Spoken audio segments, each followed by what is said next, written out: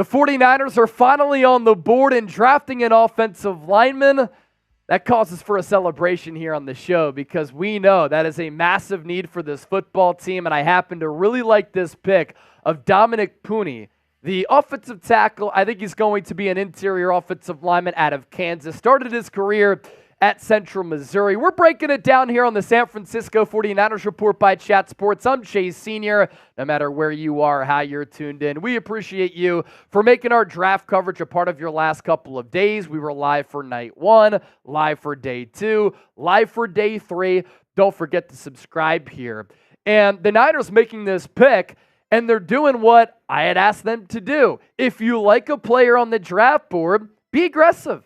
Trade up. Improve your football team. I think their first 2 picks were a little bit of a reach. Ricky Pearsall at 31, Renardo Green, the cornerback out of Florida State. I'm going to hand out my grades for all of these selections on the back half of the video, but the Niners making this deal with the Philadelphia Eagles to move up to number 85 overall. Not a sizable leap by any means, but they identified a player who they coveted on their draft board, who has a lot of positional versatility, as we're about to talk about. And they get up to 85. They give up 94. So they matriculate up the board 9 spots. They also give away one of their 4th-round picks at 132 overall. San Francisco still locked and loaded with plenty of selections here.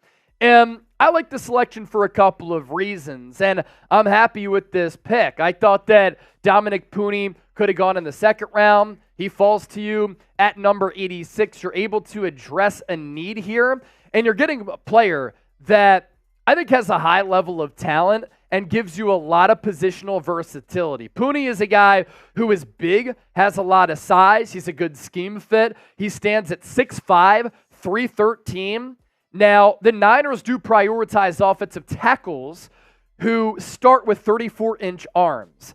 Puni has 33 and 3/8-inch arms. So he's got shorter arms, the wingspan at 81 and 1/8 inch. So I think he slots to be more of an interior offensive lineman at the NFL level. But like Colton McKivitz in drafting him a few years ago, who also had a shorter arm length, but had a longer wingspan, they drafted McKivitz in the 5th round because they liked his positional versatility potential, and Puni certainly has that. And this is a player that I think makes your offensive line a little bit better. As for that positional versatility at that size, where he ran a 5.35 40-yard dash at the NFL Combine, so he can move pretty well, getting to that 2nd and 3rd level on some of those pull blocks, a staple in Kyle Shanahan's offense. In his career, he's a very experienced player, older at 24 years old, but he has started 43 games, starting at Central Missouri, played with both of his older brothers, and then he transferred to Kansas, and he played there in 2022 and in 2023. He's played 27 games at left tackle.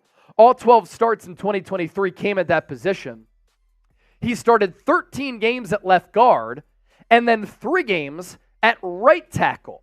The Athletics' Dane Brugler with the pretty good scouting profile here. Quality run blocker, which is important for what Kyle Shanahan wants. He's going to get himself in trouble from time to time, bending at the waist or letting his pads rise, but he plays big. He's powerful. He sends a harsh message with his hands while staying controlled through contact.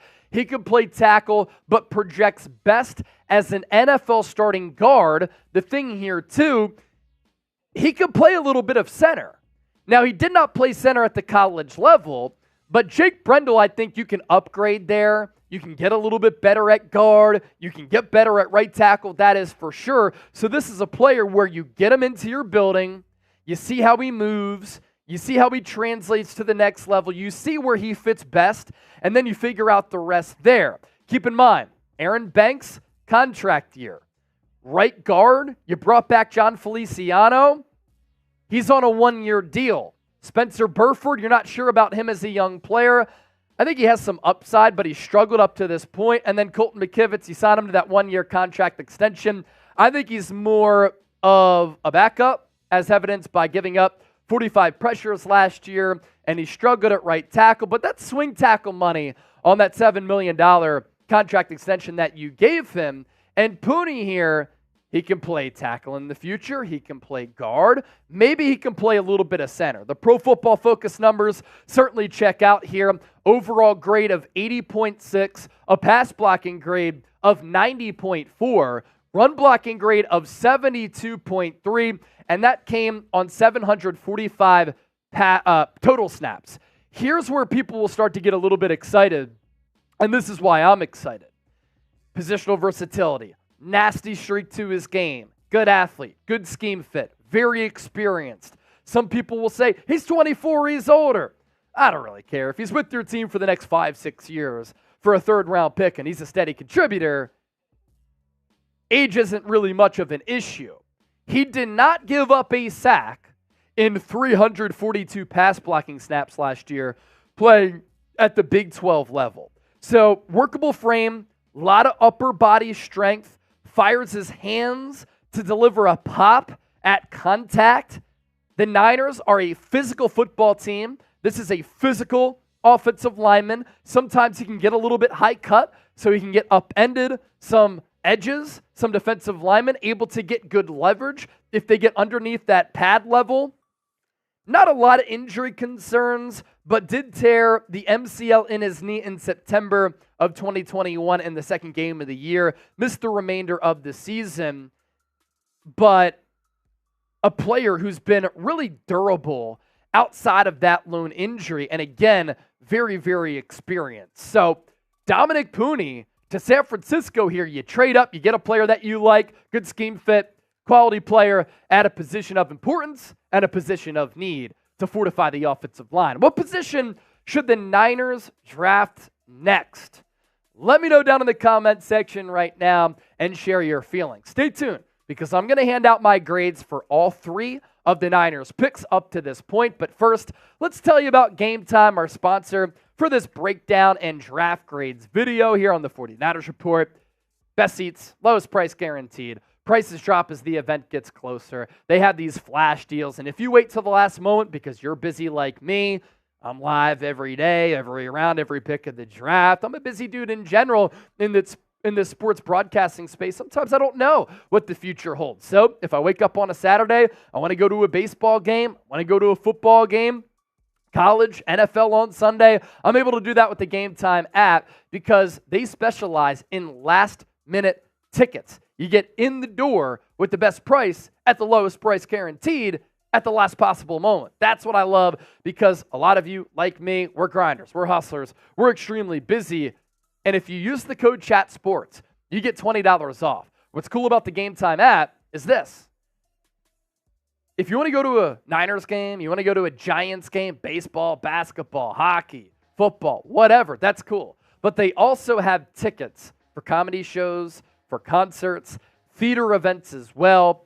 The list view, the map view, very cool, where you can see the vantage point from your seat and the price point, or you want to look down at the bird's eye view. Because for me, when I go to a baseball game, I love sitting behind home plate, see the movement from the pitch, see the trajectory off the bat. You get that vantage point, and you get to see the sights beyond the outfield for some of these stadiums that are in the city or have a cool backdrop. That's what I'm all about. Making good memories, and you can make good memories with the Game Time app.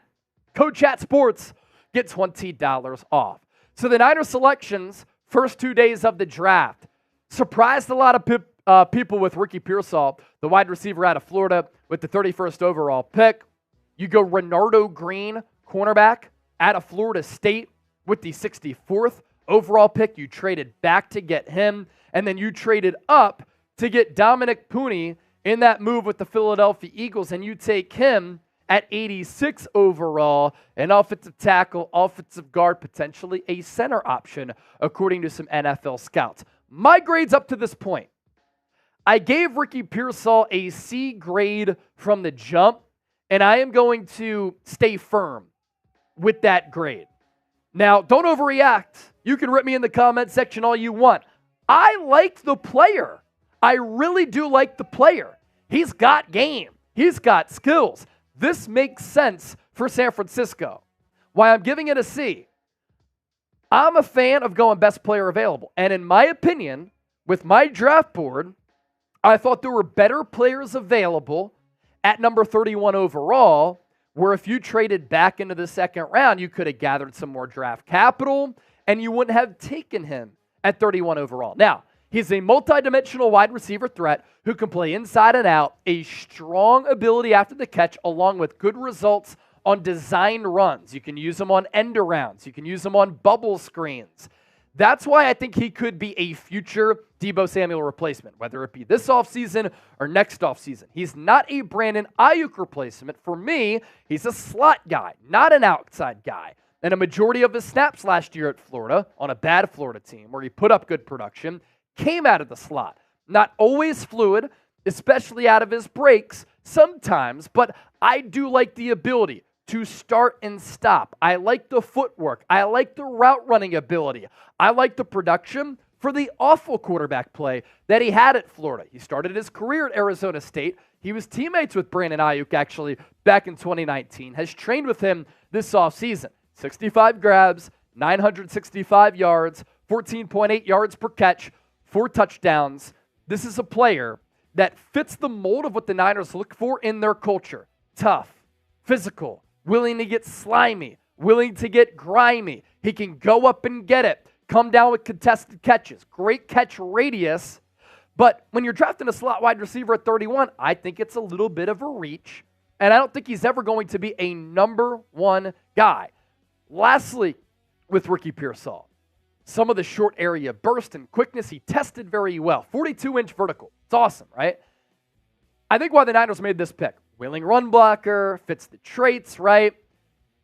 He's going to live in the middle area of the field coming out of the slot, down the seam, down the numbers, across the middle. Brock Purdy, great at targeting the middle area of the field. So I think he's going to be able to play right away, and he's going to be able to produce right away and be a security blanket for Brock Purdy. I've warmed up on the pick. Renardo Green, B- here.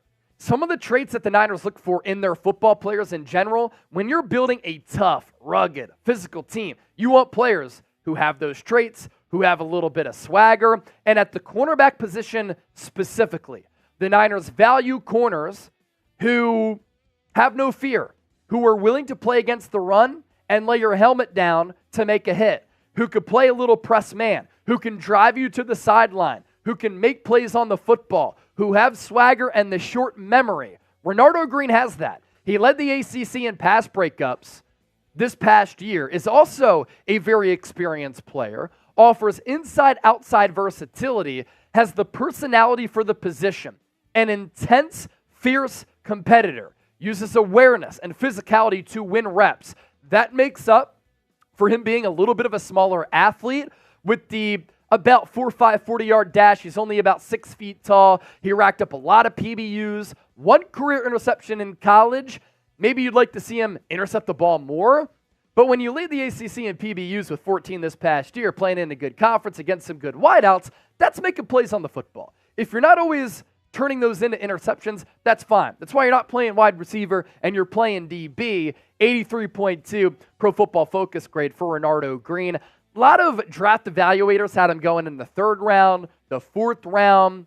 I like dogs, so Renardo Green is a dog. The issue I had with this is that the Niners could have gone Roger Rosengarten if they moved up, Kingsley Suamataia, who the Chiefs traded with the Niners with the flip-flop picks, and so they leaped them to get a player who I thought was going to be really good and is going to be good. Those are smart organizations that took players that I liked, and you went with Renardo Green, who in the eyes of a lot of people is a reach. I think it's a little bit of a reach, but I can't wait to see the type of confidence that he brings to the defensive side of the football, a hard-nosed football player. And then Dominick Puni, gave you my breakdown, give you my insight on him. This is a B grade, positional versatility, very experienced, a good athlete, and a good scheme fit. And you have Ricky Pearsall, you have Renardo Green, you have Dominick Puni. What is the common thing that I've mentioned for all 3 of these players? They love ball, they have swagger, they have confidence, they are tough, physical, they will not shy away from contact, and that is the type of identity that the Niners have built this organization on in the John Lynch and Kyle Shanahan era. B grade there for Puni. Grade the Niners draft up to this point. A, B, C, D, or F. Probably a B-, C+ here for me, but a lot of time left to see what transpires in this draft. Day 3, going to be really busy.